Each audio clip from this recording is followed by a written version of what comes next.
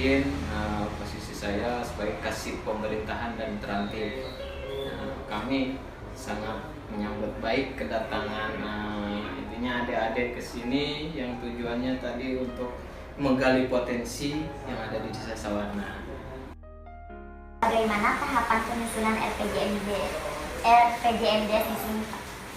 Saya jelaskan secara sekalipun juga semuanya ya, karena nanti saya kasihlah bagaimana, karena RPJM setiap penyusunan dokumen yang ada di desa itu ada namanya sistematik dan teknis penyusunan ya. Saya jelaskan bagaimana teknis penyusunan. Pertama kita mengadakan musyawarah dusun. Kita musdus di tiap-tiap lingkungan, mengambil aspirasi potensi-potensi yang ada di lingkungan ya, yang akan dimasukkan ke dalam format potensi dan masalah. Itu ada satu format yang diisi oleh tim, nantinya oleh tim penyusun RPJM ya. Misalkan di lingkungan RW 1 ada potensi, salah satunya jalan, pembangunan jalan. Masalahnya apa? Apakah bahan materialnya yang jauh ya, atau misalkan harus menggunakan ongkos lansir atau ongkos angkut barang, atau sebaliknya potensi pembangunannya ada, materialnya dekat, sumber daya manusia atau misalkan partisipasi masyarakat dari asas kegotong royongannya tinggi misalkan gitu, atau sebaliknya ada satu sisi lingkungan lagi yang potensi gotong royongnya rendah gitu kan. Itu dari teknis. Yang kedua, setelah musyawarah dusun, kita melakukan musyawarah desa. Musyawarah desa untuk mengambil yang dikatakan perankingan. Di Sawarna itu ada 10 RW, dari 10 RW kita rekap. Setelah direkap kita ranking bersama-sama karena musyawarah desa mana yang skala prioritas.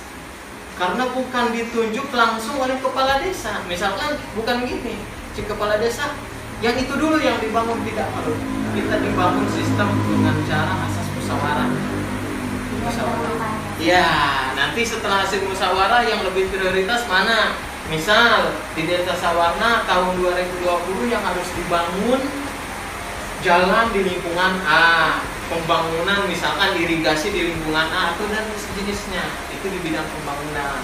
Ada lagi di bidang pemberdayaannya, misalkan ada kegiatan-kegiatan apa nih yang dilakukan, itu berdasarkan hasil perankingan musyawarah.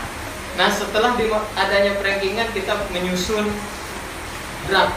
Saya singkat aja ya, nanti saya secara rincinya dikasih formatnya. Nah, setelah musyawarah, karena ini bahan tadi ada musyawarah dusun, musyawarah desa, nanti setelah disetujui oleh masyarakat, dalam arti wakil masyarakat, BPD ya, ada LPM, tokoh masyarakat, itu akan dimuat di peraturan bersama kepala desa dan BPD. Nah, setelah dimuat di peraturan bersama kepala desa dan BPD, maka dimuatlah menjadikan peraturan desa tentang penetapan draft rencana pembangunan dari 2020 sampai 2025, khususnya kalau kepala desa yang sekarang. Begitu teknisnya.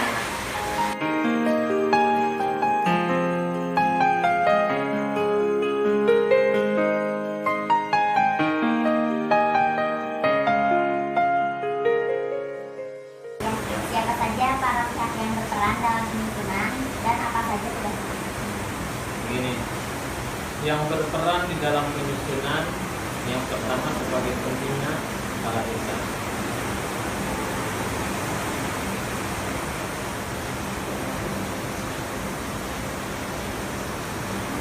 Ketua biasanya ditunjuk oleh pembina atau hasil musyawarah orang yang mumpuni, cuma secara umum biasanya sekdes.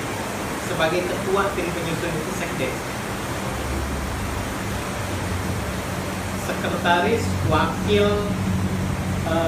dalam arti masa ketua LPM. Sekretaris itu ketua LPM. Ketua LPM atau yang dikatakan wakil masyarakat. Apa ya namanya? Ya loh, dari wakil masyarakat ketua LPM, anggota terdiri dari tokoh masyarakat. Nah, tokoh masyarakat unsurnya aja ya, secara umum. Unsur dari BPD, unsur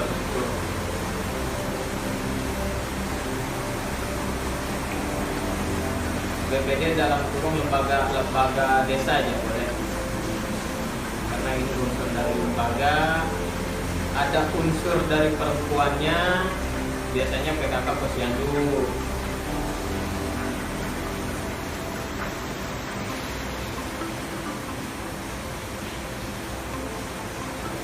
Unsur dari tokoh pendidikan, tokoh keagamaan,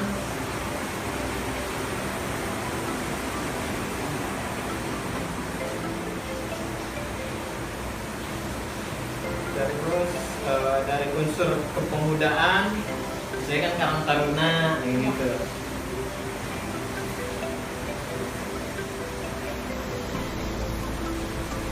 Nah, secara umumnya segitu aja. Biasanya kan RPJMD disusun lebih umum ke 11 orang tim penyusun, biasanya tim 11 orang, karena dikatakan tim 11.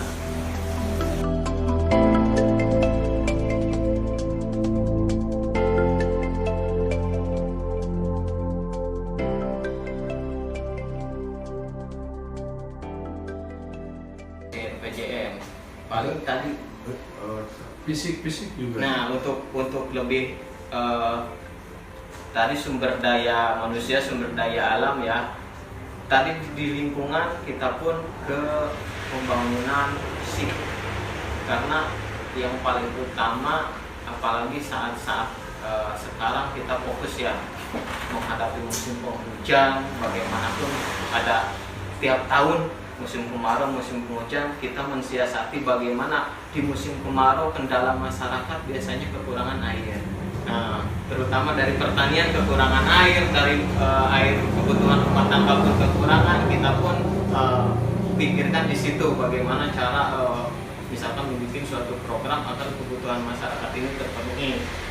Masalah sarana prasarana dari sarana transportasi jalan itu pun termasuk skala prioritas ya.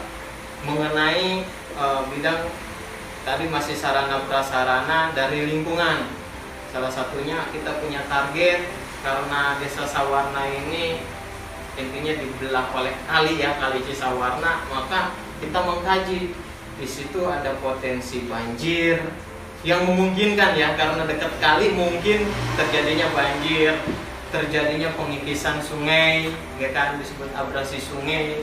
Kita pun fokuskan adanya pemberlonjongan, kayak bikin TPT di dekat kali, baik Kali Sawarna yang besar atau kali-kali yang kecil itu. Ya.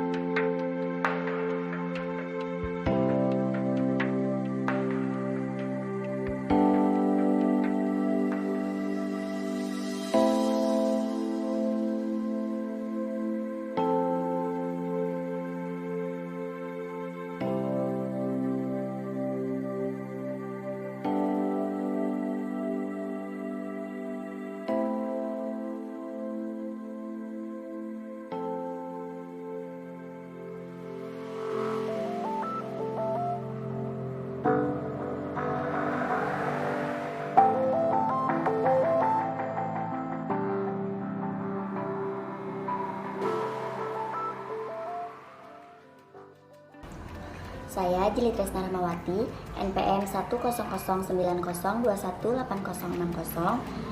jurusan Ekonomi Pembangunan, Fakultas Ekonomi dan Bisnis, Universitas Islam Bandung.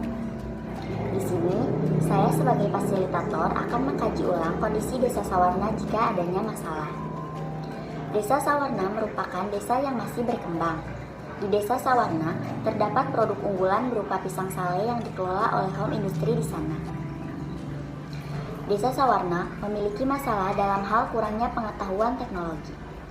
Hal yang dapat saya lakukan adalah dengan mencari pihak yang paham mengenai berwirausaha menggunakan teknologi untuk memberikan pelatihan dan pembelajaran dalam memproduksi pisang sale untuk dijual secara online. Agar upaya yang dilakukan dapat memperluas pemasarannya juga dapat secara cepat berkembang dan dikenal oleh konsumen dari media online. Dengan begitu, diharapkan dapat meningkatkan pendapatan usaha pisang sale dan juga nantinya mampu meningkatkan perekonomian di Desa Sawarna.